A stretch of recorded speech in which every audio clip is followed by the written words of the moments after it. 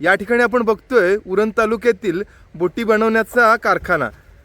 या आपण बघताय मोठमोठ्या विशालकाय बोटी या ठिकाणी बनवल्या जातात। तर मित्रांनो, आता आपण आहोत उरण तालुक्यातील करंजा येथे, ज्या ठिकाणी मोठमोठ्या बोटी बनवण्याचा कारखाना आहे। आता तुम्ही माझ्या पाठीमागे बघू शकता खूप मोठमोठ्या बोटी आणि वेगवेगळ्या रंगातल्या बोटी या ठिकाणी बनवण्यात आलेल्या आहेत। आपण हा कारखाना बघू शकतोय, खूप मोठा असा आहे आणि या ठिकाणी एकाच वेळी अनेक बोटी या बनवण्याचं काम हे चालू असतं, दिवस रात्र चालू असतं आणि खूप सुंदर अशा बोटी आहे, वेगवेगळ्या रंगांच्या बोटी या ठिकाणी बनवल्या जातात।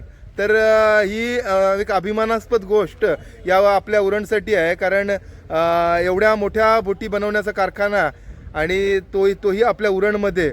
खूप सुंदर असं लोकेशन करंजा येथे आणि आपण आता बनवलेल्या बोटी तुम्हाला दाखवतो। एवढ्या सुंदर आणि सुरेख बोटी आता ज्या बनून रेडी आहेत ते आता तुम्हाला दाखवतो।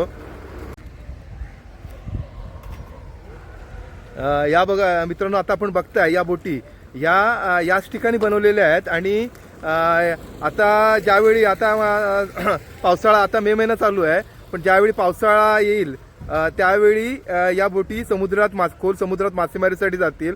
आता या बघा खूप सुंदर अशा बोटी, नवीन बोटी बनवण्यात आलेल्या आहेत आणि या ठिकाणी आपण बघतोय या बोटींचं काम चालू आहे। एवढं जोरात काम असतं ना, दिवस रात्र या बोटी बनवल्या जातात। महाराष्ट्रातील विविध ठिकाणावरून या ठिकाणी बोटी बनवण्यासाठी किंवा या ठिकाणावरून बोटी बनवून खोल समुद्रात मासेमारीसाठी जातात। आता आपण माझ्या समोर बघताय खूप मोठी बोट, विशालकाय बोट आणि वेगवेगळ्या रंगांच्या बोटी। हे बघा, या ठिकाणी एक बोट बनवलेली आहे, या ठिकाणी एक बोटीचं काम चालू आहे।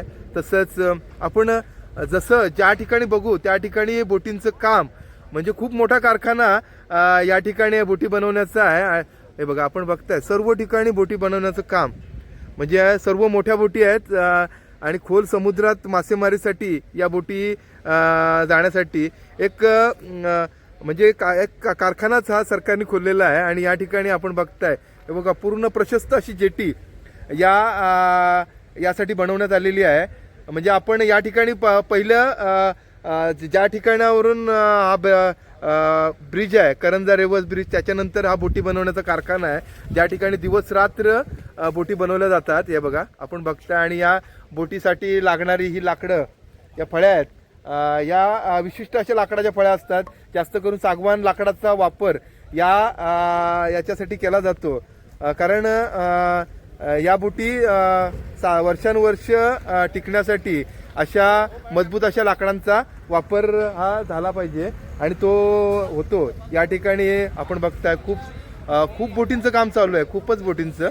या बघा मोठमोठ्या बोटी आणि वेगवेगळ्या रंगातल्या सुरेख अशा बोटी या ठिकाणी बनवल्या जातात। खूप सुंदर असा कारखाना आणि खूप सुंदर असं लोकेशन। आता हे बघा आपण बघतोय करंजा येथील,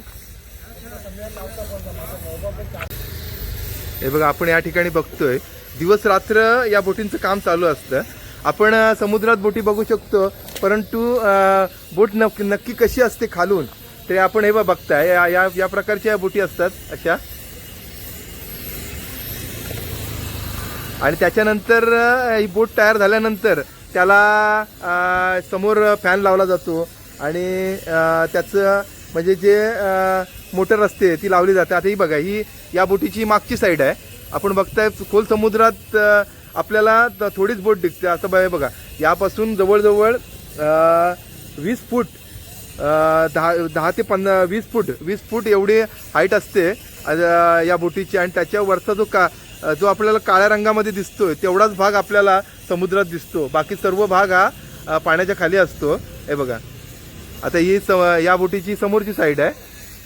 हे बघा, दिवस रात्र बोटी बनवण्याचं काम या ठिकाणी चालू असतं आणि आपण आता बघताय खूप बोटी या ठिकाणी बनवलेल्या आहेत आणि महाराष्ट्रात सर्व राज्यामध्ये या ठिकाणावरून बनवलेल्या बोटी या समुद्रमार्गे जातात।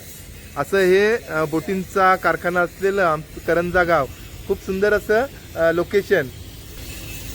तर मित्रांनो, तुम्हाला हा करंजा येथील व्हिडिओ कसा वाटला ना, ब्लॉग कसा वाटला ते नक्की सांगा। आणि या बोटींचा कारखाना तुम्हाला दाखवलेला आहे, खूप सुंदर असा कारखाना आणि दिवस रात्र काम या ठिकाणी बोटी बनवण्याचं चालू असतं। आणि या मोठमोठ्या विशालकाय बोटी, मासेमारी बोटी या ठिकाणी बनवल्या जातात. तर असं हे उरण तालुक्यातील सुंदर असं लोकेशन बोटी बनवण्याचं. तर तुम्हाला कसं वाटलं हे नक्की कमेंट करून सांगा.